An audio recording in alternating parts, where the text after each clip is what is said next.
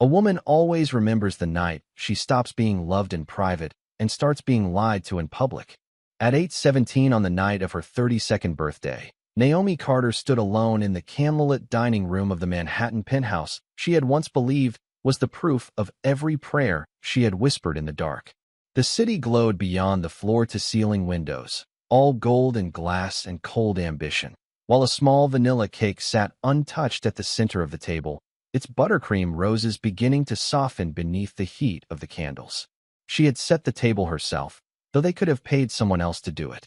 Fine china, linen napkins, the bottle of Napa Valley Cabernet Ethan had loved since the year his first company crossed 8 figures. A silk ribbon still curled around the box that held his gift. Everything was ready. Everything except her husband. When her phone lit up against the white tablecloth, Naomi reached for it with the kind of hope that survives longer than it should. Ethan's name flashed across the screen, followed by 6 words that landed with the weight of something far heavier than a text. Stuck at work. Don't wait up. For a moment, she just stared at the message, her reflection wavering in the darkened window behind it. Then she smiled, but it was the kind of smile women wear when they have spent too many months pretending that disappointment is a normal part of love. Outside, somewhere 40 stories below, a siren wailed and vanished into the night. Inside, the silence settled deeper. Naomi set the phone down carefully, as if sudden movement might shatter the last fragile version of the life she had been trying to protect. There had been signs, of course. Missed dinners, half-finished conversations. The way Ethan had begun answering questions with polished vagueness, like a man giving statements instead of truth. He had become exquisitely kind in all the ways that required no intimacy. Flowers sent by assistants, jewelry chosen by a concierge, apologies that arrived on schedule and meant nothing by morning. And still, she had stayed soft with him. Still, she had told herself that powerful men carried heavy worlds on their shoulders, that marriage had seasons, that distance was not always betrayal.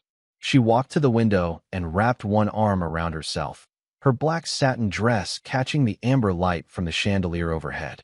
She looked elegant tonight. Ethan had once said black made her look unforgettable. But Ethan had said many beautiful things before he learned how easily beauty could be used to delay honesty. Naomi closed her eyes for one brief second, then opened them with the strange steadiness that comes when pain begins to harden into instinct. Something in the message was wrong, not the words themselves.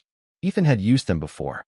It was the ease of it, the carelessness, the way a man lies when he has started believing the woman at home will accept the version of reality he hands her. Her phone buzzed again. Not a second text from Ethan. A credit card alert. She almost ignored it. Then her eyes fell to the location, and the air in her chest turned thin. The charge had come from L'Oran, a private restaurant on the Upper East Side known for proposals, political fundraisers, and women who wore diamonds like birthrights. Naomi stared at the screen, very still now. The candles flickered behind her. The wine breathed in the glass. Somewhere between one heartbeat and the next, her birthday ended, and the truth began. For a long moment, Naomi did not move. She stood in the center of the dining room with her phone in one hand and the quiet of the penthouse pressing against her from every side, as if even the walls had been waiting for her to catch up to what they already knew. L'Oran. The name sat on the screen with a polished kind of cruelty. It was not a place people wandered into by accident. It was where senators made promises over candlelight, where old money celebrated strategic engagements, where women in tailored ivory smiled for photographs that would appear in society columns by morning. Ethan had taken her there once, 6 years ago, just after they were married, when he still looked at her as if the future were something sacred and shared. He had reached across the linen-covered table and told her she made every room feel honest. Back then, she had believed him. Now the memory felt like a perfume lingering in an empty coat closet, faint and useless and impossible to hold. The birthday candles behind her had burned low enough to bend. Wax pooled like pale tears down the sides. Naomi crossed the room in silence and pinched out each flame one by one, not out of anger, but because she could not bear the softness of them anymore. Darkness folded gently into the apartment, leaving only the city lights and the amber glow from the kitchen sconces to catch on crystal glass and polished marble. On the counter sat the dinner she had told the chef to leave simple tonight, because Ethan said he wanted something intimate, something that felt like just the two of them. Rosemary sea base, truffle mashed potatoes, a salad she would not touch. She had changed twice before settling on the black satin dress, the one that skimmed her figure without trying too hard, the one Ethan once called dangerous in the most tender voice. Her hair fell in glossy waves over one shoulder, and the diamond studs in her ears had been a 10th anniversary gift from his mother, given early with a smile that said, "Welcome to the family for life." Naomi touched one earring now, then let her hand fall. She had built herself into the kind of woman who belonged in rooms Ethan was born to enter. She learned which fork to lift first at foundation dinners, how to make senators laugh without seeming impressed, how to soften his sharper instincts before board meetings and repair the mood after them. She remembered the nights when he had come home exhausted and laid his head in her lap without saying a word, trusting her silence more than anyone else's advice. She remembered standing beside him when his second merger nearly collapsed, reminding him who he was before the headlines and the valuation and the people who called him brilliant because they needed something from him. Naomi had not just loved Ethan Whitmore. She had steadied him. And somewhere along the way, while she was helping him carry the weight of his empire, he had quietly set down the weight of her heart. Her phone screen dimmed. She woke it again and read the message once more. Stuck at work. Do not wait up. The lie was not clumsy. That was what made it hurt. It was practiced. Clean. A sentence with no fingerprints on it. Naomi set the phone beside the untouched cake and looked at the silk ribbon around his gift box. Inside was a vintage gold watch she had spent 3 months tracking down because his father had once owned one just like it, before the divorce, before the family fractures, before time became something Ethan tried to outrun instead of understand. She had wanted tonight to feel like restoration. Instead, it felt like evidence. A soft chime echoed from the hallway as the private elevator returned to the lobby level. No footsteps would be coming. Not for dinner. Not for her.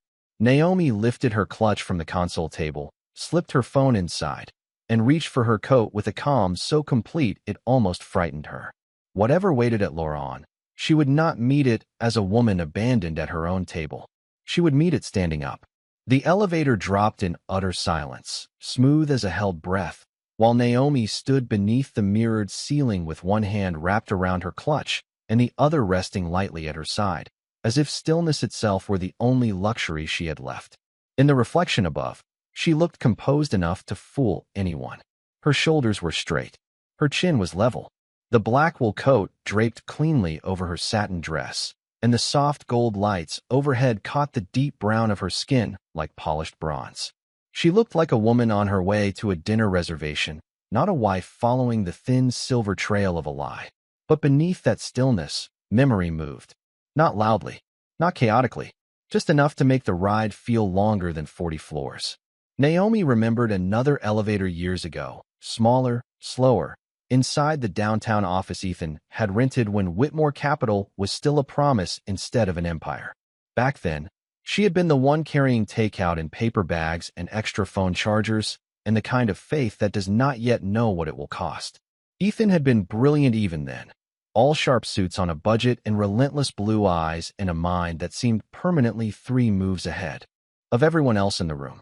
But brilliance had not built his world alone. Naomi had helped shape the man people later called untouchable. She was the one who remembered investors' wives by name, who saw when a handshake needed warmth instead of pressure, who could walk into a room of old money and make them feel as if he belonged before their trust had fully caught up. She had polished nothing false in him. She had simply protected the best parts long enough for the world to notice. The lobby doors opened to a wash of winter air and Manhattan brightness.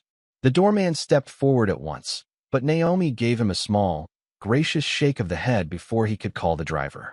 Tonight, she did not want to be announced into another moment arranged by someone else. She wanted the city. She wanted movement. She wanted the honest cold of February against her face. On the sidewalk, cabs flashed by in ribbons of yellow beneath the midnight blue sky, and women in heels hurried beneath awnings with gloved hands around tiny evening bags. And somewhere from a nearby restaurant came the sound of laughter, so easy it almost felt fictional. Naomi raised one hand, and a taxi pulled over within seconds. The driver glanced at her in the rearview mirror as she slid inside, but whatever he saw in her face kept him from making conversation.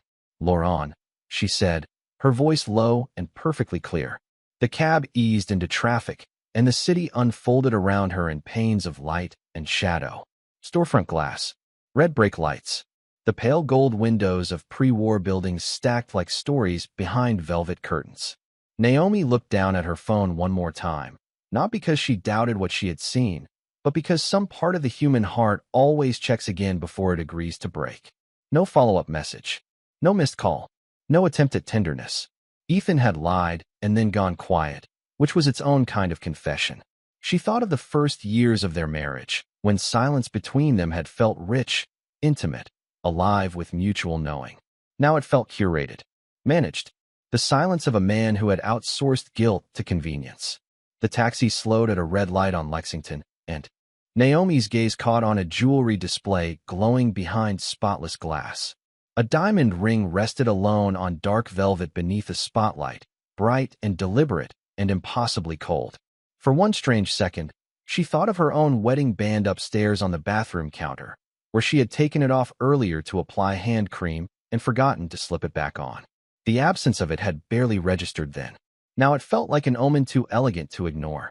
She leaned back against the leather seat and exhaled slowly, watching her breath fog the lower edge of the window before fading away. She was not driving toward a scene. She was driving toward clarity.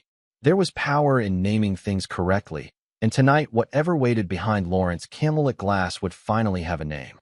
Laurent stood at the corner like a secret dressed in limestone and candlelight, elegant enough to make deception look almost respectable.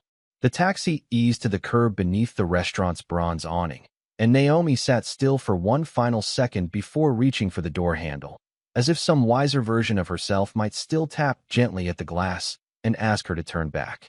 But there are nights when a woman understands that peace built on uncertainty is not peace at all. It is delay. She stepped onto the sidewalk in black heels that clicked softly against the pavement, her coat buttoned, her expression composed, her heart moving inside her chest with the strange, heavy precision of something no longer asking to be spared.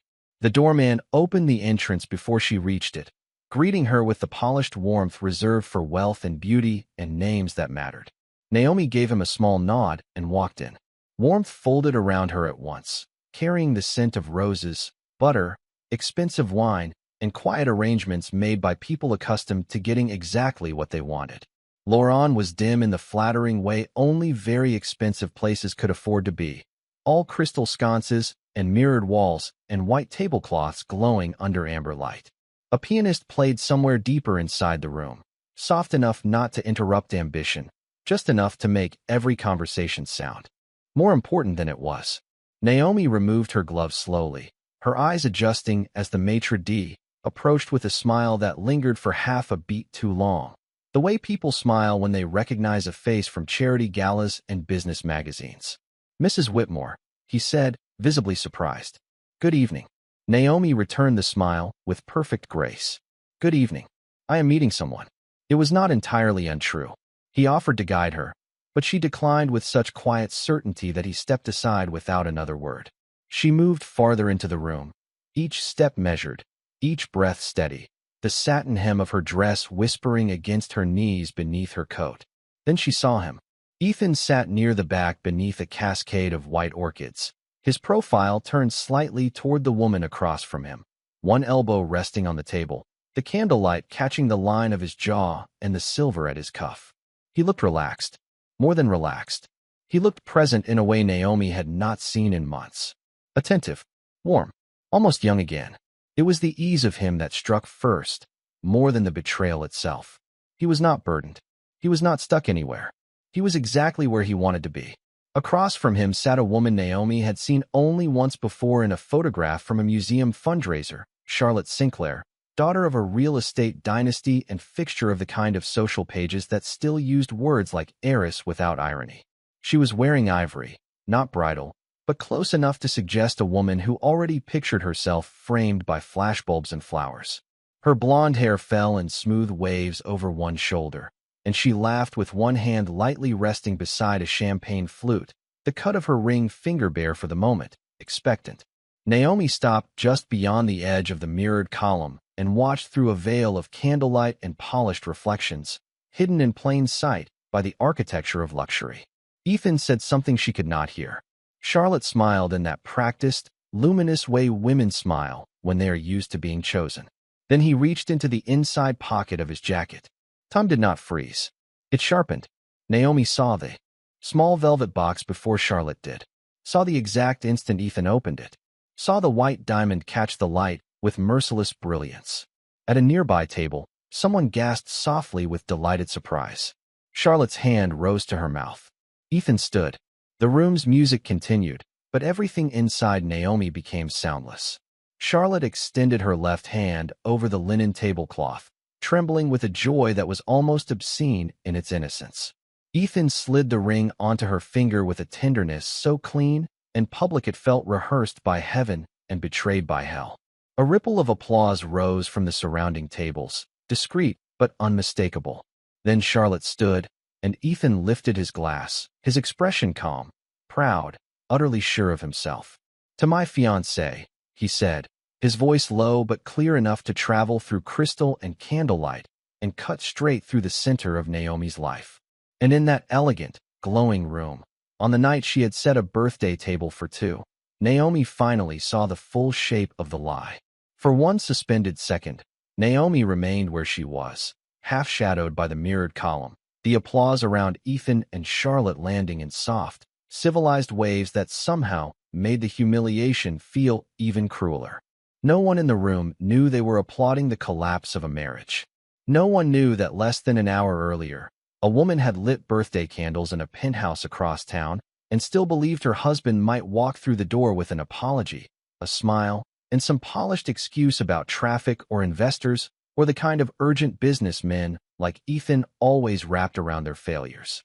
Naomi lowered her gaze to Charlotte's hand, now glittering with the ring Ethan had chosen with enough care to make the betrayal seem not impulsive, not reckless, but curated, thoughtful, sustained. That was the part that changed the temperature inside her. A careless affair would have been ugly enough. This was architecture. This was a second life being built while the first one was still furnished with her loyalty. She could have turned then. A lesser pain might have led her. But there are moments when a woman realizes that. Walking away unseen is another form of erasure, and Naomi Carter had made too many beautiful sacrifices to disappear quietly from the scene of her own replacement. She slipped one hand into her coat pocket and felt the cool edges of the small velvet watch box she had brought for Ethan. A birthday gift. Gold. Thoughtful. Intimate. Useless now. Then she stepped out from behind the column and began to walk toward the table. The room did not notice at first. It continued in its low golden rhythm of expensive laughter and crystal stems and muted congratulations. Naomi moved through it all with the calm precision of someone carrying news too heavy to spill. Her heels made almost no sound on the carpet runner, but something about her stillness changed the air before she even arrived. One nearby conversation faltered, then another. By the time she reached the orchid-framed table, Ethan had not yet turned. Charlotte was still admiring the ring, her face lit with a radiant, private triumph that had not yet learned to be ashamed. Naomi stopped beside the table and set the velvet watch box gently on the linen between the champagne glasses and the candle. The soft thud of it was enough. Ethan looked up first. His face did not lose color all at once. It happened in layers. Surprise, confusion, recognition, then the sharp, naked terror of a man watching two versions of himself collide in public. Naomi had seen Ethan control markets, silence boardrooms, and dismantle competitors with a single sentence delivered in that measured tone people mistook for confidence when it was often only strategy. But he had never looked unprepared until now. "Naomi," he said, her name leaving his mouth like something fragile and already broken. Charlotte's smile faded as she glanced from Ethan to Naomi and back again, her expression beginning to fracture at the edges. Naomi did not look at Charlotte first. She kept her eyes on Ethan, because betrayal deserves to be named at its source. "Happy birthday to me," she said softly. The words were not loud, but they landed with such clean force that the nearest tables fell silent. Ethan stood so abruptly his chair shifted backward across the floor. "Naomi, I can explain." She gave the faintest tilt of her head, not cruel, not theatrical, only tired in a way that felt older than the evening. "No," she said.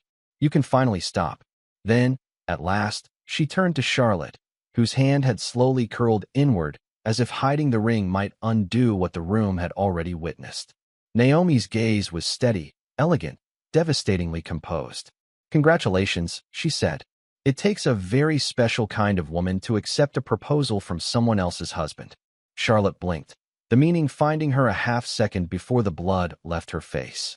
Around them, the restaurant had gone still in that peculiar way only the wealthy can manage, where no one speaks because scandal, when expensive enough, deserves reverence. Ethan stepped toward Naomi, lowering his voice as if intimacy might still save him.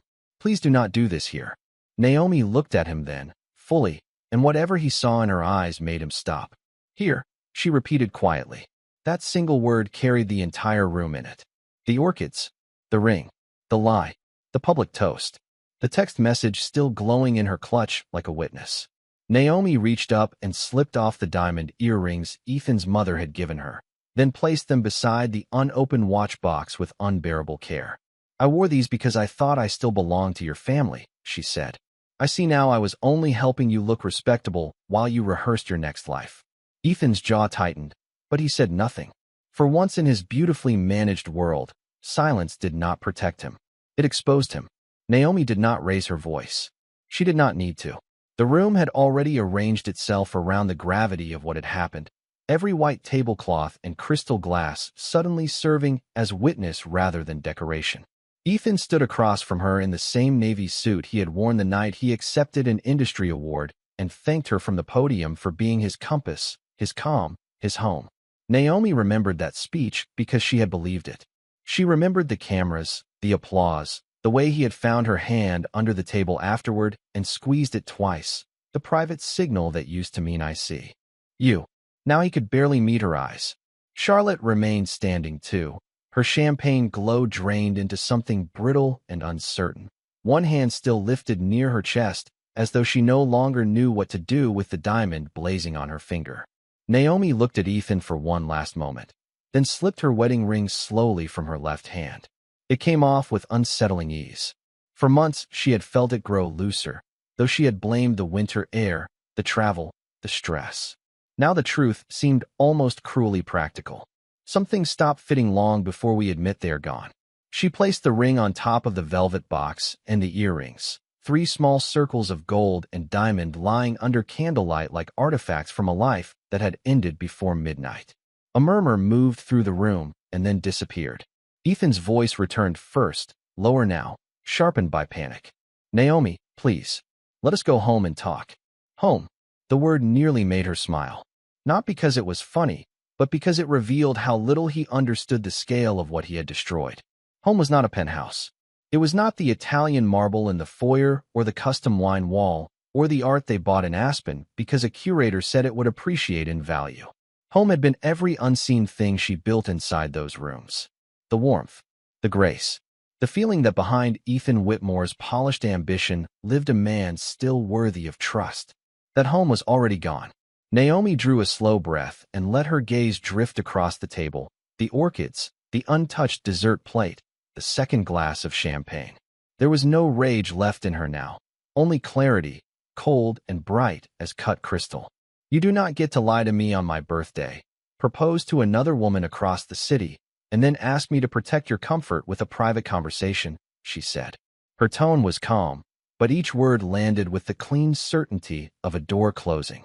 Charlotte opened her mouth as if to speak, then hesitated, the way people do when they realize dignity has entered the room and there is no safe way to compete with it. Naomi turned to her only briefly. "I hope for your sake," she said, "that this is the first lie you have caught, and not the one you chose to ignore." Charlotte flinched, not from cruelty, but from recognition. Then Naomi reached for her clutch, letting the gold chain slide over her wrist, and stepped back from the table. Ethan moved instinctively, as though he might stop her, but something in her face made him think better of it. The old Naomi might have stayed to explain herself, to absorb his confusion, to help him narrate the tragedy in language that kept him human. But that woman had already given enough. Tonight, she owed him nothing. She glanced once toward the maitre d', who stood frozen near the bar, and then toward the candlelit room full of strangers pretending not to stare. Let them stare. Shame belonged to the man who had arranged a proposal before ending a marriage, not to the woman who had arrived in truth. Naomi lifted her chin, the soft light catching the elegant line of her face, and walked away from the table with the kind of stillness that makes people step aside without being asked. Behind her, Ethan said her name again, but it no longer sounded like authority. It sounded like loss. She did not turn around.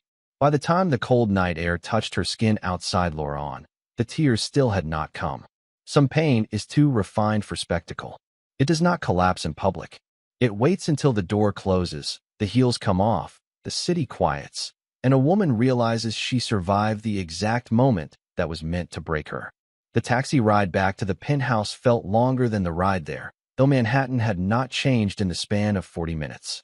The same towers stood in their cold brilliance. The same traffic lights blinked red, then green, then red again over intersections crowded with strangers carrying flowers, shopping bags, and little pieces of ordinary joy. But for Naomi, the city had shifted into something sharper, its beauty too polished to trust. She sat in the back seat with her coat wrapped close and her clutch resting on her lap, staring out at the glass storefronts sliding past like scenes from a life she no longer inhabited. Her phone vibrated 3 times before they reached Park Avenue. Ethan. Then again. Ethan. Then once more, followed by a message she did not open. She turned the phone face down and watched her own reflection drift across the window, elegant and unfamiliar in the passing light. At the building, the doorman hurried forward with concern softening his professional smile, but Naomi spared him the burden of questions by thanking him quietly and moving straight to the private elevator. Upstairs, the penthouse welcomed her with the exact same stillness she had left behind. Only now it felt staged, almost mocking in its perfection. The birthday table remained untouched. 2 wine glasses, 2 plates. A candle burned down so low that wax had spilled onto the linen like pale silk. The vanilla cake sat beneath its glass dome, immaculate and absurd. Naomi took off her coat and laid it across a chair.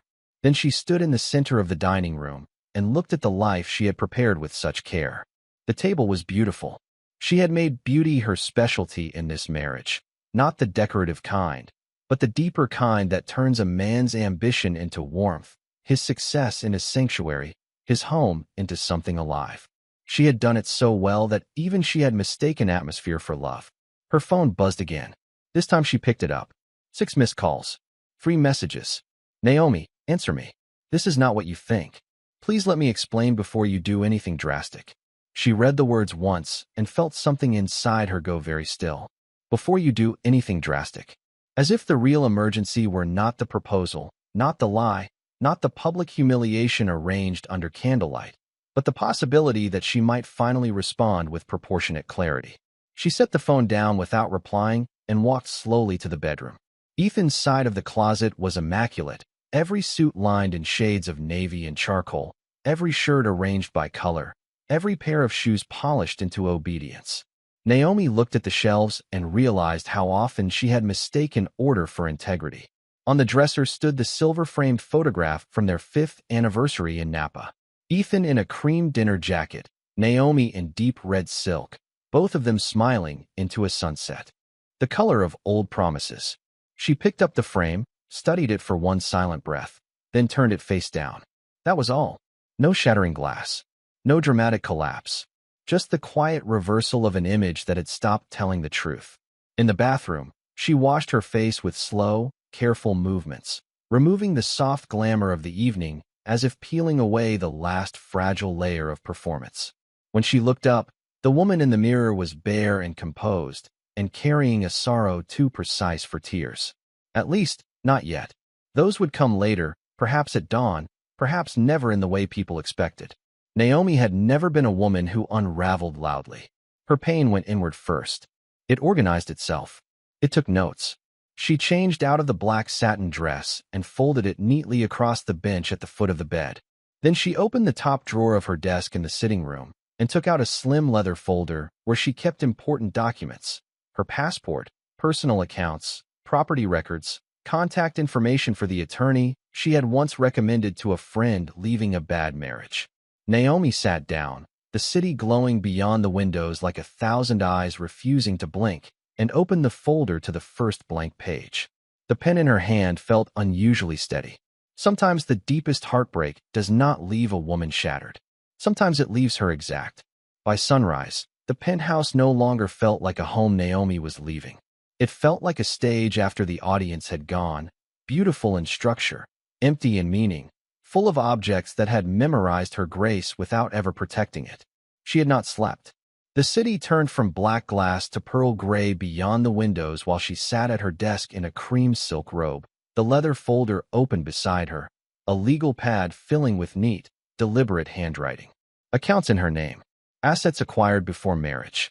Charitable boards she could resign from quietly, and those she intended to keep. The name of the attorney, Evelyn Ross, underlined once. No drama. No mistakes. No decision made from the fever of humiliation. Naomi was not planning revenge. She was planning exit, and there was dignity in the difference. Just after 6:30, the front door opened with the muted click of Ethan's keycard. Naomi did not rise. She heard his footsteps in the foyer, then the pause that always came when he entered a room and expected warmth to meet him there.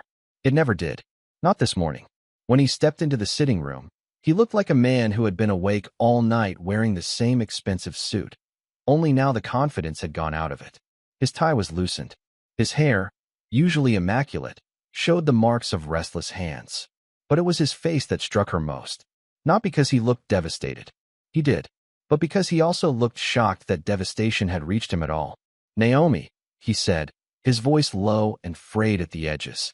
She capped her pen and placed it carefully beside the legal pad before lifting her gaze. Ethan stopped 3 feet from the desk, taking in the folder, the notes, the stillness in her posture. "I called you all night," he said. "I know," Naomi replied. He exhaled sharply, as if even her calm had become an accusation. What happened last night was complicated. Naomi almost pitied him then. Men like Ethan always mistook betrayal for complexity once they were the ones forced to describe it aloud. She looked past him toward the dining room where the birthday table still stood beneath the morning light, the candles spent, the cake untouched, the place he had left empty now outlined in pale gold. "It was not complicated," she said. "You lied to your wife on her birthday and proposed to another woman before ending your marriage." Ethan took a step closer. Charlotte did not know. That was not how this was supposed to happen. Naomi let the silence sit between them long enough for the words to reveal themselves. Not how this was supposed to happen. There it was. Not remorse for the act. Regret for the inconvenience. She folded one hand over the other on the desk. "Then tell me how it was supposed to happen, Ethan. Was I meant to discover it in a press release? At a charity gala? In the society pages over coffee while you sent flowers and called it kindness?" He flinched, and for the first time since she had known him, he had no language. "Ready. I was going to tell you," he said. Naomi gave a small nod, almost gentle. Men said that when they had already made every decision except the one requiring courage. Ethan's eyes dropped briefly to the legal pad. "What is this?" "My next life," she said. The answer landed harder than anger would have. He sank into the chair opposite her without asking, as though the strength in his legs had left him. Naomi watched him for a moment, then opened the folder and slid a sheet of paper toward him. Temporary separation terms, drafted in outline only, but clear enough to make the point. "I will be out by noon," she said. "I have already called Evelyn Ross. She will contact your office by 10. Ethan stared at the paper without touching it, as if contact might make it real. "You are leaving today." Naomi held his gaze. "No, Ethan. I left last night. This is just the part where the furniture catches up." 3 weeks later, Naomi Carter signed the lease on a pre-war apartment 12 blocks downtown with original hardwood floors, tall windows, and a kitchen no architect had ever touched up for a magazine spread. It was smaller than the penthouse by nearly 3,000 square feet, and the first night, she stood in the center of the living room surrounded by unopened boxes and the faint scent of fresh paint. The quiet was so complete, it almost sounded honest. No staff. No curated playlists drifting from hidden speakers. No polished illusion waiting to greet a man who had already decided to live elsewhere in spirit. Just a lamp on the floor, a folded cashmere throw over the arm of an old sofa she had bought herself years before meeting Ethan, and the soft hum of the city entering through windows that did not pretend to be anything grand. The tabloids had not gotten the story, not fully. There had been whispers, of course. A delayed engagement announcement. A few carefully worded items about scheduling conflicts, personal transitions, strategic privacy. Ethan had done what men like him always did when the truth threatened to embarrass their image. He had tried to buy time with discretion. Naomi gave him that much, not out of loyalty, but because she did not need spectacle to validate what she knew. Her attorney handled the separation with surgical calm. The penthouse, purchased in trust. The shared holdings. The art. The shell foundation that bore both their names. Naomi read every page, signed what mattered, rejected what insulted her intelligence, and moved through the paperwork with the same poise she had once brought to state dinners and fundraising committees. But the real work began in the mornings, when no one was watching. It began with coffee brewed by her own hands and silence that did not ask her to perform resilience before she had earned it. It began with grief arriving in ordinary disguises. The sight of a navy tie in a department store window. The instinct to text Ethan when she read an article he would have loved. The sudden sting of hearing a pianist in a hotel lobby play the same jazz standard from their wedding reception. Naomi let the pain come when it came. She did not dramatize it. She did not let it narrate her future. She simply learned its dimensions the way an architect studies damage before rebuilding. And rebuild she did. Before marriage had absorbed her into Ethan's orbit, Naomi had been one of the most instinctive brand strategists in the room, the kind of woman who could read people, markets, and moods with unusual precision. She had never needed the spotlight. She understood how to shape what stood beneath it. In Ethan's world, that gift had become background labor, invisible because it was so effective. Now she brought it back into her own hands. She called two former clients who had once begged her to start her own consultancy. She met one of them in Tribeca over espresso and legal pads and left with a 6-month contract that would cover her rent, her assistant, and the first clean line of a new future. Then came another. A luxury skincare founder preparing for national expansion. A Black woman running a nonprofit arts initiative who wanted to reposition her organization without losing its soul. A boutique hospitality group in Chicago desperate to feel less expensive and more human. Naomi chose carefully. She was no longer interested in making hollow things look elegant. She wanted substance. She wanted women with vision. She wanted companies that understood trust was not a surface treatment. By the end of the month, the apartment had books on the shelves, white peonies in a ceramic vase, and a large corkboard in the second bedroom that she turned into an office wall covered in timelines, campaign sketches, and handwritten ideas. She traded gala gowns for tailored ivory blouses, black trousers, and gold hoops that caught the morning light when she leaned over her desk. She slept again, not every night, but enough. She laughed sometimes, softly at first, as if testing whether joy still recognized her voice. And one rainy Thursday, while reviewing a branding deck at her kitchen table, Naomi caught her reflection in the dark window and paused. She did not look broken. She looked sharpened. There is a difference between a woman who survives humiliation and a woman who turns it into structure. Naomi was becoming the second. By early fall, Naomi Carter had become the kind of name people repeated in rooms where taste, power, and timing mattered. Not loudly, not with scandal, with respect. Her consultancy, Carter House Strategy, had grown from a second-bedroom office into a sunlit studio in Soho with brass shelving, walnut desks, and a waiting list that stretched 6 weeks beyond what her calendar could comfortably hold. Fashion founders wanted her eye. Philanthropic boards wanted her judgment. Women with good ideas and tired branding wanted the rare thing Naomi offered without performance, clarity with soul. She built campaigns the way some people rebuild cathedrals, patient, exact, unwilling to fake reverence. The city had noticed. More importantly, the right people had. The invitation arrived on thick ivory stock with embossed gold lettering and her name centered in a script so elegant it almost looked ceremonial. The Winter Legacy Gala. The Metropolitan Arts Conservatory, honoring emerging cultural architects and visionary business leaders shaping the future of civic influence. Naomi read it once in the late afternoon light of her office, then set it down beside a stack of client proposals and stared at it for a long moment. A year ago, an invitation like this. would have arrived through Ethan's office, addressed to Mr. and Mrs. Whitmore, folded into a life where her presence made him stronger and her name made him look settled. This one had come directly to her. No +1 assumed. No shadow implied. At the bottom, beneath the committee signatures, was a smaller line in understated serif. This year's keynote on cultural trust and modern leadership will be delivered by Naomi Carter, founder and principal of Carter House Strategy. For the first time in months, her breath caught not from pain, but from the quiet force of being seen exactly as she was. The gala was scheduled for the second Saturday in November at the Ashford, one of those old Manhattan hotels where chandeliers still carried the memory of 100 winters, and every ballroom seemed designed for a revelation. On the night itself, Naomi stood before the mirror in her apartment with one hand resting lightly at her waist while her stylist fastened the final hidden clasp of the gown. It was not red. Red belonged to heat, to warning, to blood and spectacle, and women determined to be remembered through impact alone. Tonight she chose black again, but not the black of grief.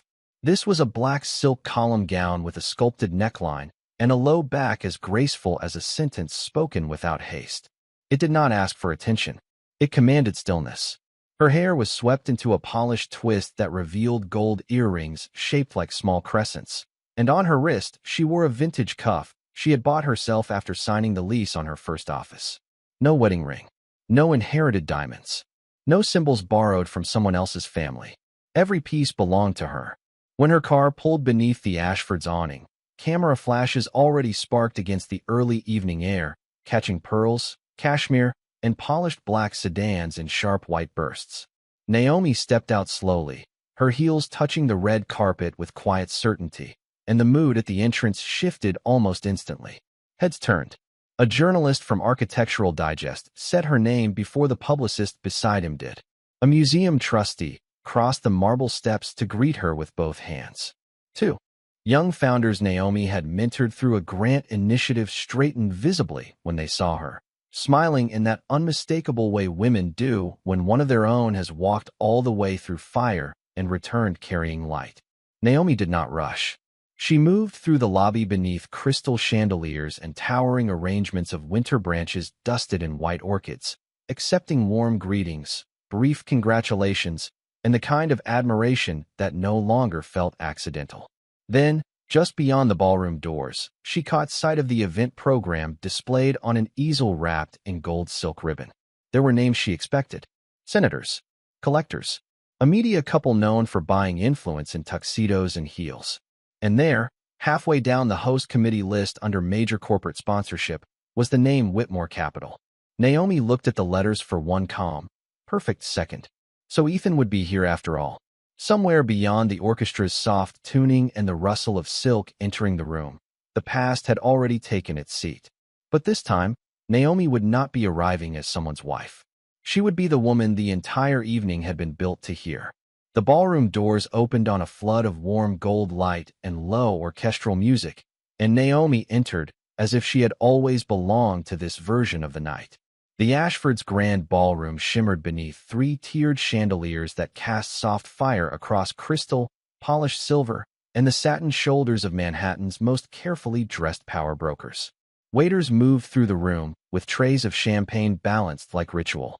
A string quartet near the stage was transitioning into a jazz arrangement, so smooth it barely disturbed the air. Naomi took it all in with one measured glance, not because she was overwhelmed, but because there had been a time when rooms like this existed for Ethan and simply made space for her beside him. Tonight the room adjusted around her. It happened first in the eyes. A curator from the Whitney turned fully toward her mid-conversation. A venture philanthropist Naomi had advised over the summer stepped away from a governor's aide to greet her by name. Then a member of the gala committee in midnight velvet crossed the floor with unmistakable purpose and said, "Naomi, we are so honored you are here." They had not said that to her when she arrived with Ethan. Back then, she had been polished into proximity. Now she was the reason people were straightening their posture.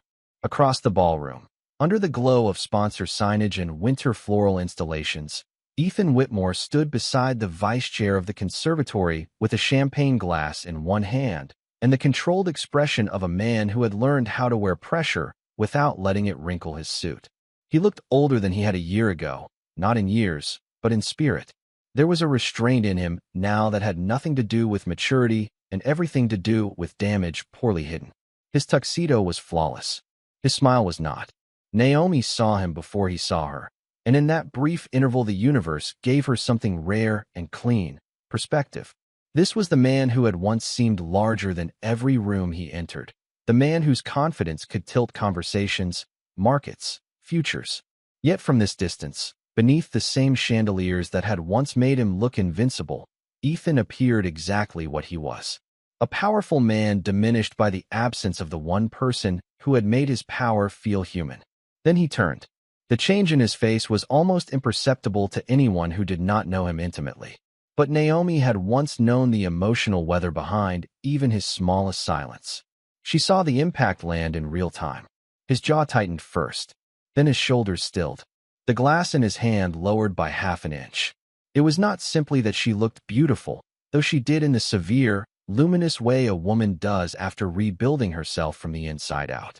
It was that she looked complete, untouched by apology, untethered to his version of the story.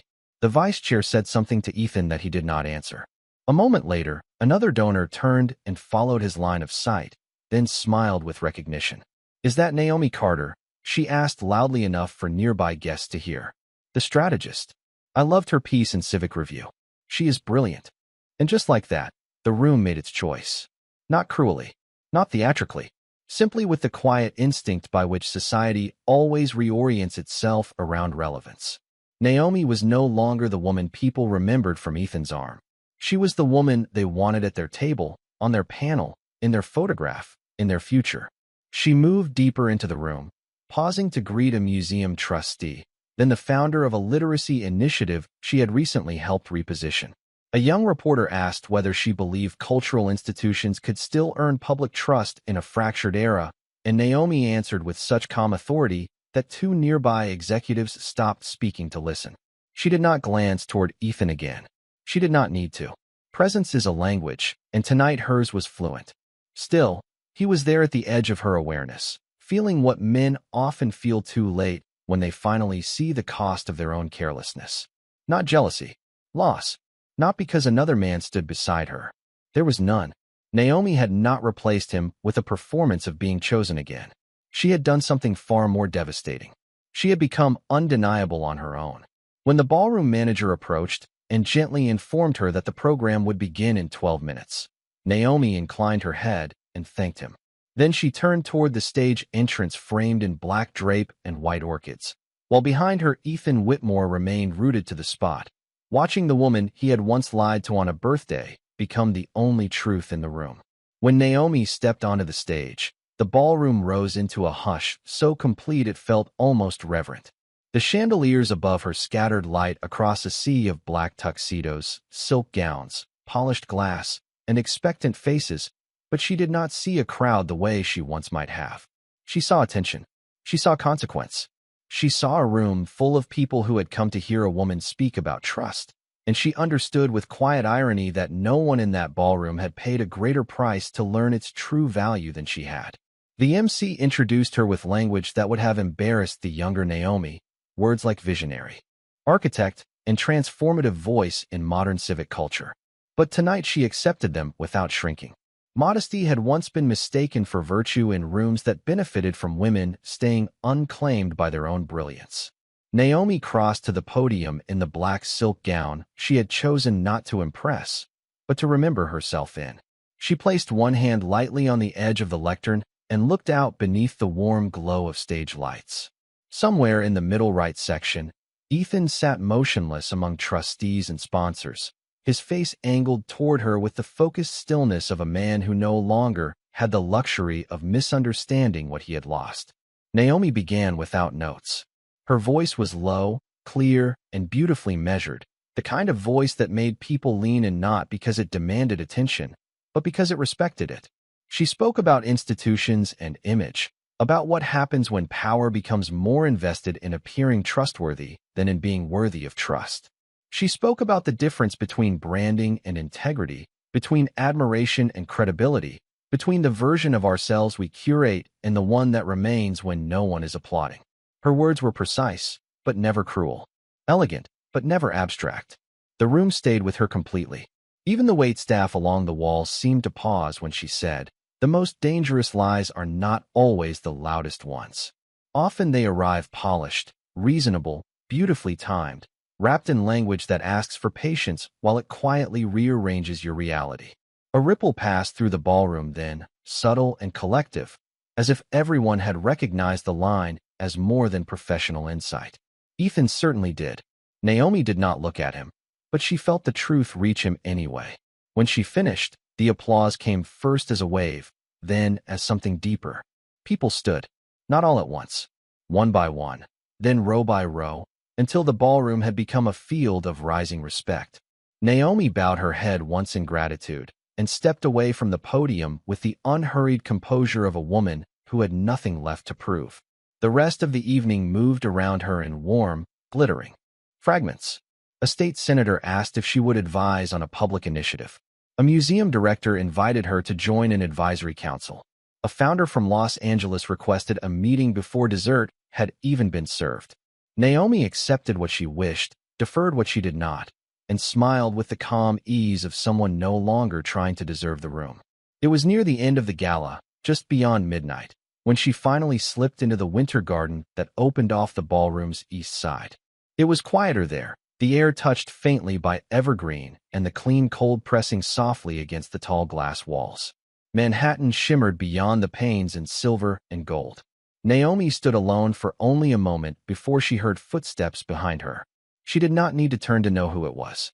Ethan stopped a respectful distance away, and for several seconds neither of them spoke. Gone was the certainty that once wrapped around him like custom tailoring. In its place was something rarer and less attractive. Humility arriving too late to be useful. "You were extraordinary tonight," he said at last, his voice roughened not by wine, but by truth. Naomi kept her gaze on the city. "Thank you." He let out a quiet breath. "Charlotte and I ended things months ago." Naomi said nothing. He went on anyway, because men often speak longest when they sense silence will not rescue them. "It was never right. Not the way it began. Not what I became inside it. I kept telling myself I was managing a transition, protecting everyone, handling it with discretion. But I was just being cowardly in expensive ways." That almost sounded like him. Not the Ethan who lied, but the one she met before his ambition learned how to outsource its conscience. He took one step closer, though still not close enough to presume anything. "I have replayed that night more times than I can count," he said. "Not just the restaurant. Everything before it. Every dinner I missed. Every truth I delayed. Every time you gave me grace and I treated it like guaranteed access." Naomi turned then and looked at him fully. He looked tired in the way only regret can make a powerful man look, as though success had continued around him while something inward had gone permanently dim. "I did love you," Ethan said, and the sentence hung there, sincere and insufficient. Naomi's expression did not harden. It softened, but only with distance. "I know," she said. "That was the tragedy." He closed his eyes briefly, absorbing the mercy in her honesty and the finality underneath it. There was no bitterness in her voice, only completion. Ethan opened his mouth as if searching for one last language strong enough to undo consequence. But some doors do not slam. They simply stop opening. And Naomi had already stepped through the one that mattered.